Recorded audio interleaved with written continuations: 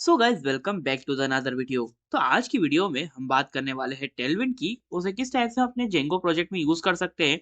उसी के साथ साथ आज मैं आपको जेंगो में किस टाइप से हम लाइव सर्वर का यूज कर सकते हैं वो सिखाने वाला हूँ। अगर किसी ने फ्रंट एंड पर काम किया होगा तो उसे लाइव सर्वर क्या होता है पता होगा, लेकिन जेंगो में ये चीज काम नहीं करती है, तो उसे किस टाइप से आप टेलविंड से ऐड कर सकते हो उस पर भी बात करेंगे। तो स्टार्ट करते हैं आज की वीडियो को। Let's get started. तो देखो, वैसे तो टेलविंड फ्रंट एंड का पार्ट है, लेकिन मैं यहाँ पर इसलिए कवर करवा रहा हूँ क्योंकि जेंगो में इसका थोड़ा सेटअप थोड़ा अलग तरह से होता है। अच्छा, वैसे अगर हम बात करें टेलविंड क्या होता है, तो टेलविंड बूटस्ट्रैप की तरह ही होता है। यहाँ पर भी आपको बहुत सारी क्लासेस मिल जाती हैं जो कि आपको हेल्प करती है आपके फ्रंट एंड डेवलपमेंट में।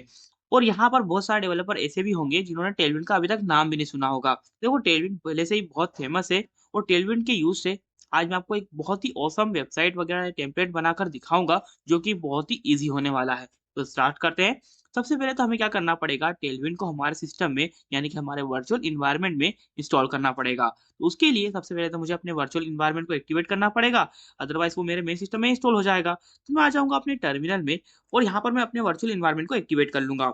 देख सकते हो मेरा वर्चुअल एनवायरनमेंट एक्टिवेट हो चुका है। अब मैं आ जाऊँगा अपनी मेन डायरेक्टरी में। वैसे तो इसकी कोई ज़रूरत नहीं है, अगर मैं कहीं पर भी इंस्टॉल करूँगा तो वो मेरे वर्चुअल एनवायरनमेंट में ही इंस्टॉल होगा, लेकिन मैं आ गया हूँ अपनी मेन डायरेक्टरी में क्योंकि यहाँ पर ही हमारा सारा काम होगा। अब यहाँ पर मैं काम करता हूँ, यहाँ पर मैं लिखूँगा पिप इंस्टॉल, क्या लिखूँगा, डिजेंगो। अब डिजेंगो को तो हम पहले इंस्टॉल कर चुके हैं। देखो रुको ज़रा, डिजेंगो के बाद में आपको लगाना है डैश और यहाँ पर आपको लिख देना है टेलविंड। तो यहाँ पर जेंगो के लिए जो टेलविंड है ना, वो इंस्टॉल हो जाएगी। देखो, क्लासेस वगैरह चेंज नहीं होती है, लेकिन उसे यूज़ करने का जो अप्रोच होता है ना, वो फ्रेमवर्क के हिसाब से थोड़ा चेंज होता जाता है।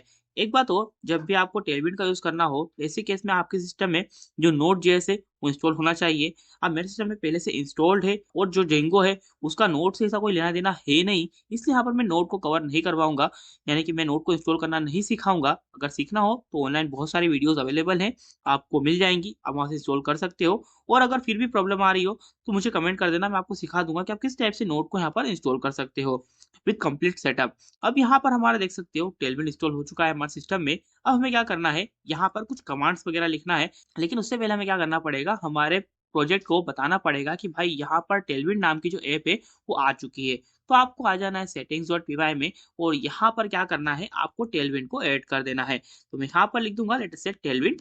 अब यहाँ पर इंस्टॉल्ड ऐप में टेलविंड लिखने के बाद में आपको आ जाना है टर्मिनल में और यहाँ पर आपको लिखना है पाइथन manage.py। रन सर्वर नहीं लिखना है, यहाँ पर आपको लिखना है टेलविंड।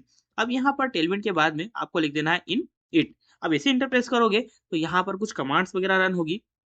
हो सकता है कि किसी के सिस्टम में यहाँ पर एरर थ्रो वगैरह कर दे, वैसे तो करता नहीं है यहाँ पर। अब देख सकते हो यहाँ पर जो मेरा टर्मिनल है वो काम कर रहा है और ये कुछ सेकंड्स का टाइम लेता है। किसी-किसी के सिस्टम में यहाँ पर ज़्यादा टाइम भी ले सकता है और जो इसकी स्पीड है ये आपके सिस्टम और आपके डाटा कनेक्शन पर डिपेंड कर सकती है, तो आपको टेंशन बिल्कुल भी नहीं लेना है। अब देख सकते हो यहाँ पर मुझसे ऐप नेम माँग रहा है, तो एक काम करता हूँ मैं डायरेक्टली इंटर कर देता हूँ। तो यहाँ पर क्या होगा, डिफ़ॉल्ट यहाँ पर थीम नाम की एक ऐप क्रिएट हो जाएगी और यहाँ पर आप देख सकते हो यहाँ पर एक फ़ोल्डर क्रिएट हो चुका है। कहाँ पर? देख सकते हो यहाँ पर थीम नाम से, और इसमें कुछ फाइल्स और फ़ोल्डर वगैरह कुछ हैं। तो अभी के लिए इनके साथ कोई भी छेड़छाड़ नहीं करेंगे। अभी के लिए आते हैं हम यहाँ पर टर्मिनल पर और टर्मिनल में आपको यहाँ पर कुछ कमांड वगैरह देखने को मिल रही है। अब आपको क्या करना है, इंस्टॉल्ड ऐप में थीम को इंक्लूड कर देना है। तो इसे कॉपी करूँगा और यहाँ पर मैं इंक्लूड कर दूँगा। देख सकते हो मैंने यहाँ पर इंस्टॉल्ड ऐप में थीम को इंक्लूड कर दिया है। अब यहाँ पर आपकी जो ऐप का नाम है, अगर आप मॉडिफाई करते तो वो आपको यहाँ पर एंटर करना होता। अब उसके बाद में क्या बोल रहा है कि आपको इस कमांड को क्या करना है, रन करना है आपके टर्मिनल में। तो यहाँ पर इसे कॉपी करूँगा और यहाँ पर इसे पेस्ट कर दूँगा कुछ इस टाइप से और एंटर प्रेस कर दूँगा। तो यहाँ पर क्या होगा कि हमारा जो टेलविंड का सेटअप है वो भी हमें एरर थ्रो करेगा कि यहाँ पर जो टेलविंड ऐप नेम है आपने सेट नहीं किया है, तो उसे हमें सेट करना पड़ेगा। तो एक काम करूँगा, इसे कॉपी करूँगा और मैं आ जाऊँगा अपनी डबल से settings.py में और यहाँ पर इसे पेस्ट करूँगा और उसकी जो वैल्यू है मैं कर दूँगा अभी के लिए थीम।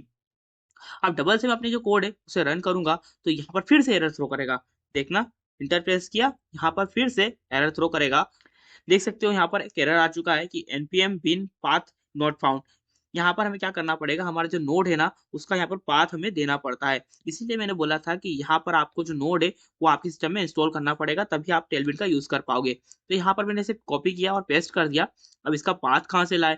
तो इसके लिए आपको क्या करना है, इसके लिए आपको सर्च करना है cmd और इसको आपको रन एंड एडमिनिस्ट्रेटर की तरह ओपन करना है। मैंने क्लिक किया, देख सकते हो मेरा कमांड प्रॉम्प्ट ओपन हो चुका है। अब यहाँ पर आपको क्या करना है, यहाँ पर आपको एक कमांड लिखनी होती है जो कि है वेयर npm। तो यहाँ पर क्या होगा कि npm का जो पाथ होगा ना आपको मिल जाएगा, देख सकते हो npm के 2 पाथ मिल रहे हैं। तो यहाँ पर आपको .cmd वाला जो पाथ है उसे कॉपी करना है और इसे बंद कर देना है। अब आपको आ जाना है यहाँ पर और इक्वल टू लगाने के बाद में इस टाइप से एज स्ट्रिंग बनाने के बाद में यहाँ पर इसे पेस्ट कर देना है और यहाँ पर आपको जो स्लैशेस दिख रहे हैं ना, इनको आपको एक बार और रिपीट कर देना है।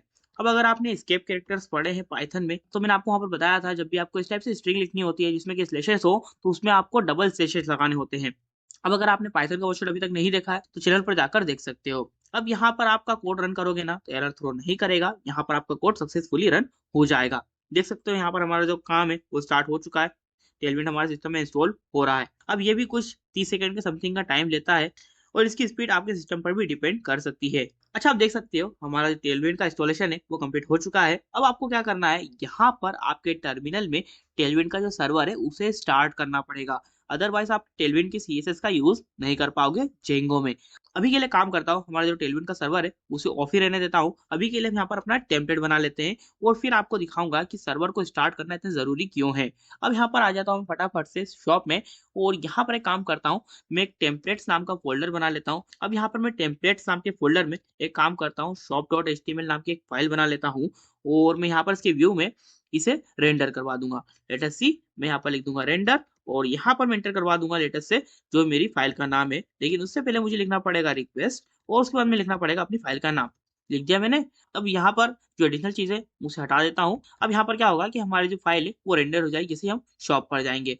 अब यहाँ पर मैं क्या करता हूँ, shop.html में आता हूँ और यहाँ पर हमारा जो बेसिक टेम्पलेट है उसे लिख देता हूँ कुछ इस टाइप से। अब यहाँ पर हमें क्या करना है, हमारे CSS को यूज करना है। कौन सी CSS? टेलविंड की। तो यहाँ पर एक काम करता हूँ, मैं लिखता हूँ h1 टैग और उसमें मैं लिख देता हूँ लेटर से हेलो वर्ल्ड। अब यहाँ पर हेलो वर्ल्ड लिख दिया है तो क्या हमारी जो CSS है वो लग जाएंगी? नहीं लगेगी। आपको पता है क्लासेस वगैरह असाइन करना पड़ेगी, बिना क्लासेस के तो कुछ काम होगा नहीं। तो मैं यहाँ पर लिख दूंगा लेटर से क्लास इज इक्वल टू क्या लिख देता हूँ लेटर से टेक्स्ट डैश 5 एक्सेल। अब इस टाइप से आप यहाँ पर आपके टेक्स्ट का जो साइज है वो कंट्रोल कर सकते हो, 2 एक्सेल, 3 एक्सेल, 4 एक्सेल। अब ये थोड़ा कमर की साइज की तरह जा रहा है लेकिन आपको इतना ध्यान नहीं देना है। इसके अलावा बहुत सारी जो क्लासेस है यहाँ पर होती है। एक काम करता हूँ, अपने कोड को आपको रन करके दिखाता हूँ। मैं यहाँ पर लिखता हूँ Python manage.py run server. Run किया, अभी के लिए एरर थ्रो करेगा क्योंकि रन सर्वर की स्पेलिंग मैंने गलत लिख दी है। स्पेलिंग सही कर देता हूँ, लेट अस से रन सर्वर। इंटर प्रेस किया, अब सर्वर रन हो जाएगा। देखते हैं एरर वगैरह थ्रो करता है या नहीं करता है। अब यहाँ पर हम जैसे अपनी वेबसाइट को विजिट करेंगे तो आप देखना वहाँ पर क्या क्या होगा और क्या नहीं होगा।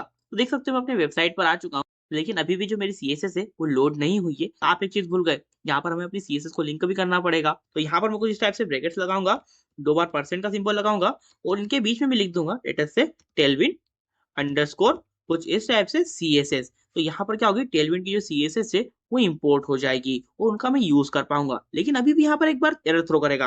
पेज को रिफ्रेश करता हूँ, देखना यहाँ पर एक एरर थ्रो करेगा। देख सकते हो यहाँ पर एरर थ्रो कर रहा है। अब देखो यहाँ पर हम लोड करना भूल गए हैं तो यहाँ पर हमें लोड भी लगाना पड़ेगा। तो यहाँ पर मैं आ जाऊंगा सबसे ऊपर और यहाँ पर मैं क्या करूंगा, यहाँ पर मैं लिख दूंगा लोड।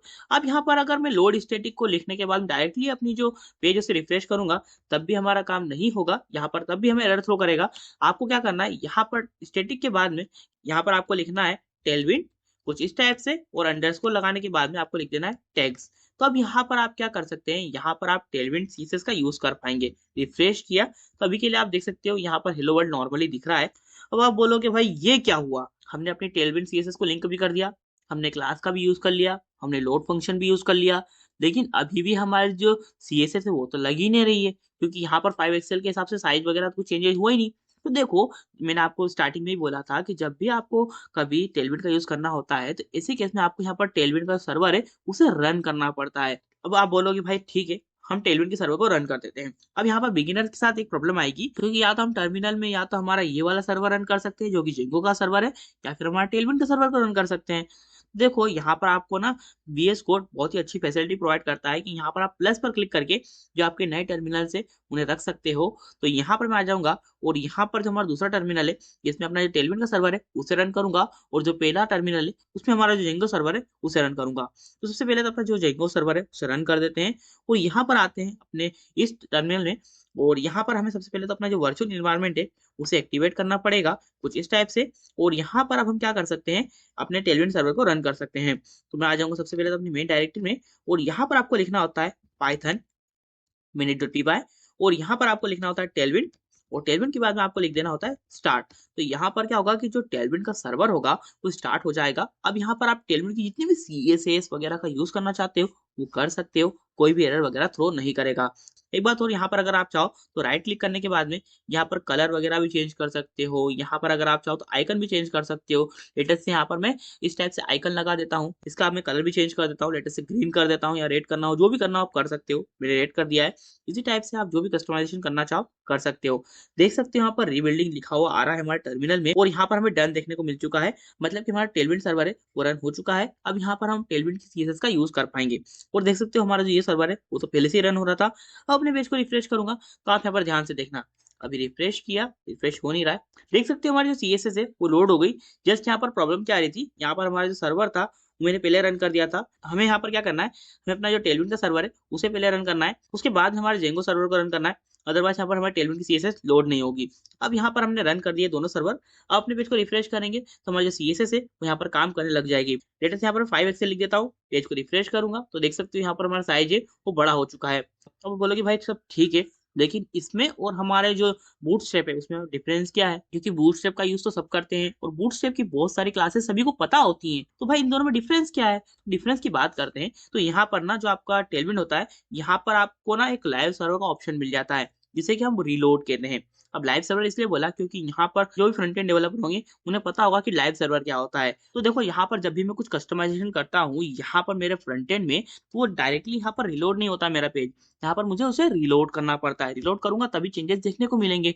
तो वही जो फ्रंट एंड डेवलपर्स होते हैं तो यहाँ पर क्या करते हैं, जेंगो में वो रिलोड फंक्शन का यूज कर लेते हैं टेलविन के। तो यहाँ पर क्या होता है, उनका जो पेज होता है ना वो ऑटो रिलोड होने लग जाता है। अच्छा, अब यहाँ पर हमें रिलोड को लगाने के लिए सबसे पहले तो इसे इंस्टॉल करना पड़ेगा।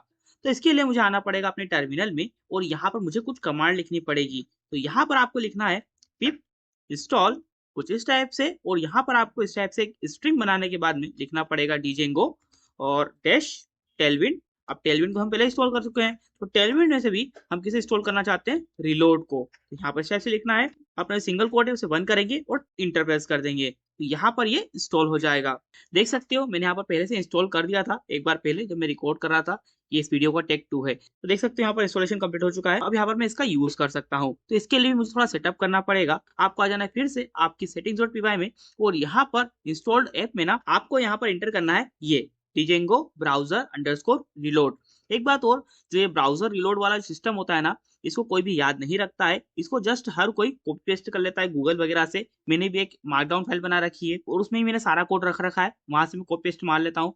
अब ये आपको कमेंट करना है कि भाई मार्कडाउन फाइल क्या होती है और कैसे बनाते हैं, और अगर नहीं पता तो यहाँ पर मुझे कमेंट कर देना, मैं बता दूंगा कि भाई मार्कडाउन फाइल क्या होती है और उसका कितना इंपॉर्टेंस है कोडर की लाइफ में। अब देखो यहाँ पर हमने इंस्टॉल्ड ऐप में इसे पेस्ट कर दिया है, लेकिन अभी भी हमारा जो काम है वो नहीं होगा। आपको आ जाना है मिडिलवेयर वाले सेक्शन में और यहाँ पर भी आपको एक लाइन पेस्ट करना है जो कि कुछ इस टाइप से, देख सकते हो मैंने इसे पेस्ट कर दिया है। और एक बात ध्यान रखना, इसको हमेशा आप थोड़ी आखिरी में रखना क्योंकि यहाँ पर इसका कोई ज्यादा यूज होता नहीं है। एक बात और, जो मैंने आपको ये रिलोड वाला फंक्शन बताया ना इसको आप कभी भी डिप्लॉयमेंट में यूज नहीं करते हो। तो डिप्लॉयमेंट में जब भी आप जेंगो के किसी प्रोजेक्ट पर काम करो या अपलोड करो तो उस टाइम पर इसे हटा देना क्योंकि इसका कोई भी काम वहाँ होता नहीं है। अब हमारा सेटिंग.py है, इससे हमारा सारा काम हो चुका है। अब आ जाना है आपको इसी प्रोजेक्ट की कहाँ पर urls.py में, और यहाँ पर भी आपको एक सेंटेंस को पेस्ट करना है। मैं डायरेक्टली पेस्ट कर रहा हूँ, आपको टाइम भी दे रहा हूँ लिखने के लिए, आप लिख लेना। एक बात और, अगर क्लियर नहीं दिख रहा है तो कमेंट कर देना, मैं आपको कमेंट बॉक्स में वहीं पर कमेंट कर दूंगा कि भाई ये जो कोड है आपको पेस्ट करना है।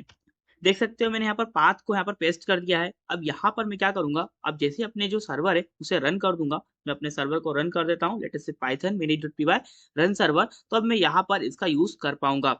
देख सकते हो मैंने अपने पेज को एक बार रिफ्रेश कर लिया है। अब जैसे जैसे मैं अपने फ्रंट एंड में कुछ भी चेंजेस करूंगा तो ऑटोमेटिकली यहाँ पर हो जाएंगे, मतलब कि मेरा जो पेज है वो ऑटो रिफ्रेश हो जाएगा।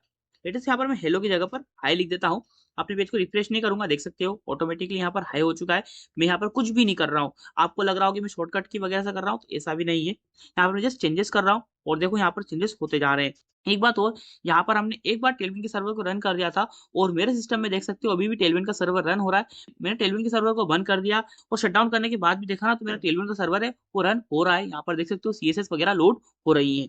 एक बात और, जो टेलविन होता है उसकी भी एक वेबसाइट होती है बूटस्ट्रैप की तरह ही। तो आपको आ जाना है आपके ब्राउजर पर और यहाँ पर टाइप करना है टेलविंड सीएसएस और यहाँ पर आप देख सकते हो पहला ऑप्शन आपको देखने को मिल जाएगा टेलविंड सीएसएस का और यहाँ पर आपको बहुत सारी वेबसाइट पर जो चीजें देखने को मिल जाएंगी। तो आपको क्या करना है, आपको डायरेक्टली आ जाना है कंपोनेंट्स वाले ऑप्शन पर और यहाँ पर आपको बहुत सारे कंपोनेंट्स मिल जाएंगे, लेटेस्ट से नेवबार वगैरह सब कुछ मिल जाएगा, ठीक है।